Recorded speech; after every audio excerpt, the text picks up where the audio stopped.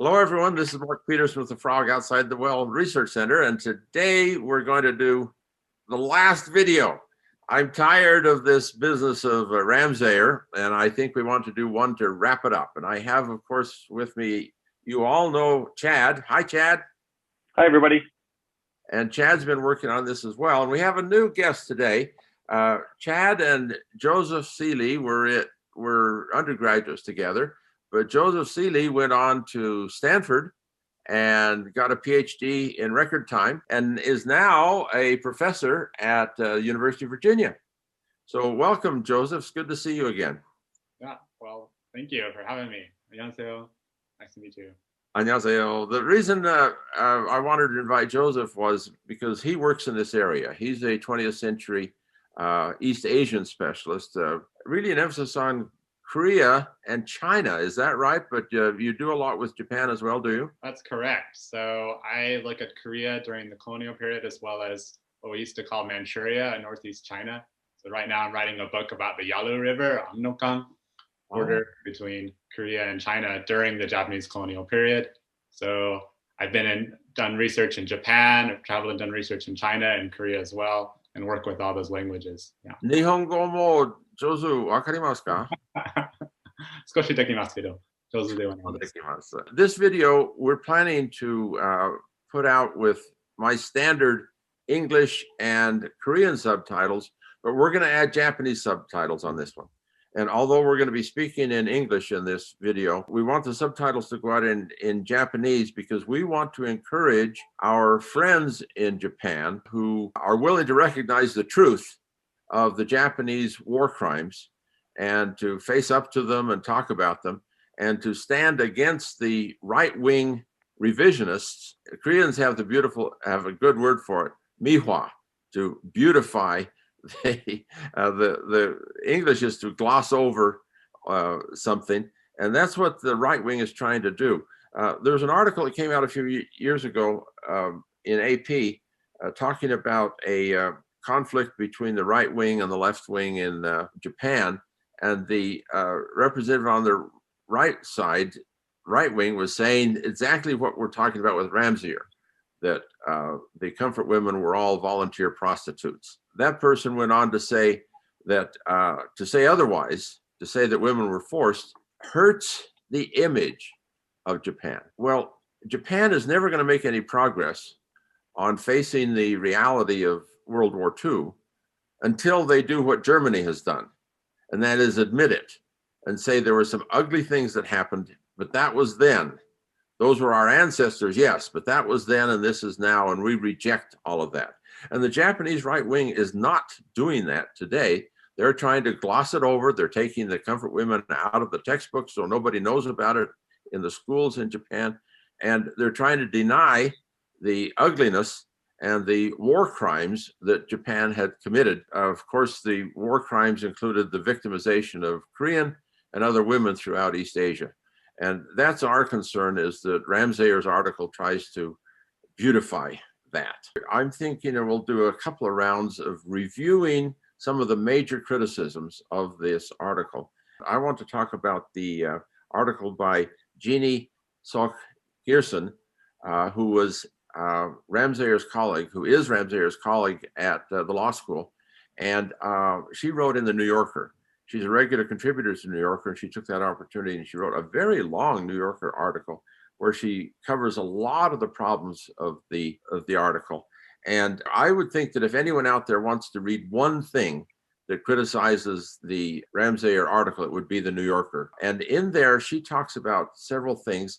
One of them was really revealing, is she pointed out that Ramsayer's citation of a 10-year-old girl who was recruited in Japan to go to Borneo to be a maid for 3 years, and then when she was 13 to become one of the comfort women. He says she knew what she was doing as a 10-year-old.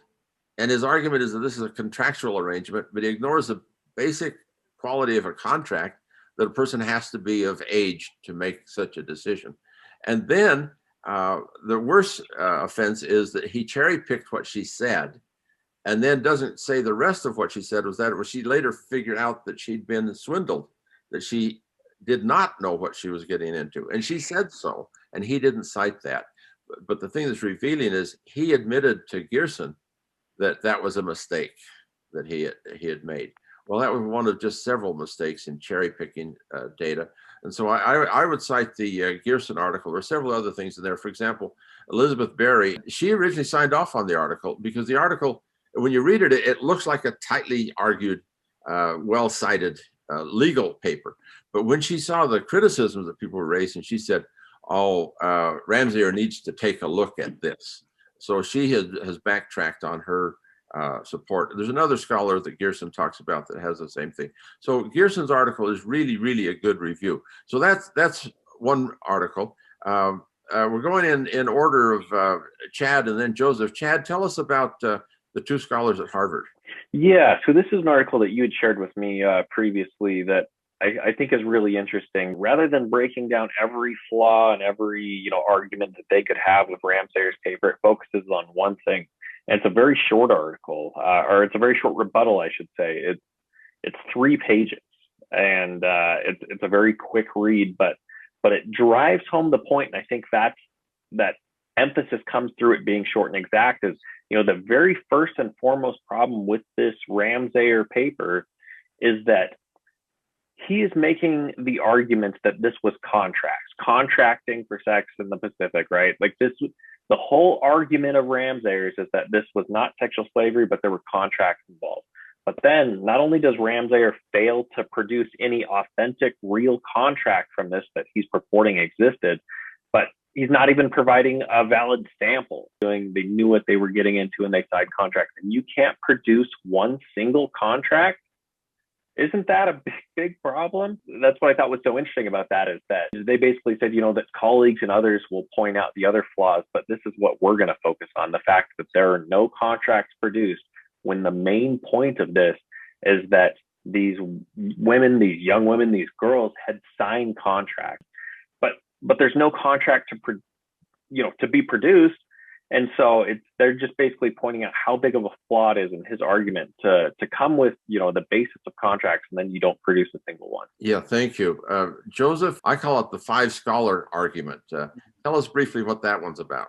Yeah, so some of these scholars, first off, I should just say they did an incredible amount of work that was all unpaid, out of their desire to set the scholarly record straight and just provide the most thorough rebuttal to this article as even possible. They went systematically through each of Ramsayer's citations and each part of his argument. And I should just name their names because they are just incredible people. And yes, at this moment, they are coming under attack by right-wing trolls and have had to, have their Twitter accounts go private and other means to try to protect themselves. There's Professor Hannah Shepard, Professor Sayaka Chatani, Professor David Ambaras, Professor Chelsea Sender-Shader, and Professor Amy Stanley are just all incredible people who have done this research. And just to briefly summarize what they talk about in their long 33-page piece, the first thing is, what Chad was talking about just barely, which has been brought by many others, is that Ramsayer doesn't provide any evidence or examples of a comfort woman contract, and is not forthcoming about the fact that such contracts or surviving contracts don't exist. Whether they existed at the time,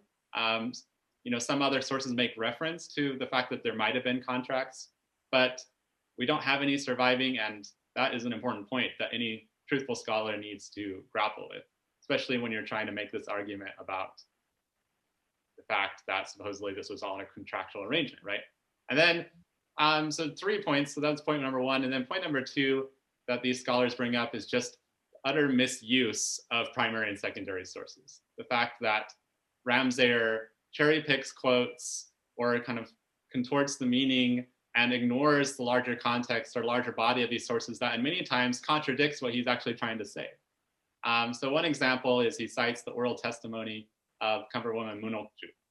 And Munokju, he cites a part of her testimony where she talks about riding around in a rickshaw in Rangoon in Burma and how it was really fun when she got to leave the comfort station. But when you look at her whole testimony, she talks about the first time she went to a comfort station was the result of essentially being kidnapped, held at gunpoint by Japanese military police in Korea, Kempe, at the age of 16, and then taken to a comfort women's station in Manchuria, northeast China. And that's just one example of many of this misuse of sources. And then finally, and maybe, for non-scholars, this is, a little more abstruse, but basically improper citation practices. Like the fact that when a scholar writes an article, you want other scholars to be able to know the kind of work you're doing and the sources you're using. So you say, oh, I use this source and it's page 50. They went through all these different citations, and oftentimes it was a completely wrong page number, or he was quoting a blog, but making it seem like it was something else, and just like multiple egregious examples of this. And, to send this to the journal and just provide in all this devastating detail evidence of this academic malpractice. And so I really admire what these scholars have done, this incredible work, and especially their bravery for doing this, because they're now come under attack for it by the Japanese far right. Thank you. That's really good. I call it the Five Scholars article, and it's 33 pages long, where the original article is only 7 pages, but it's double pages in the journal, so let's call it 14 pages. The criticism is twice as long as the article, which tells you there's some really serious problems with the article. I have never in my 50-year academic career seen a debate of that magnitude.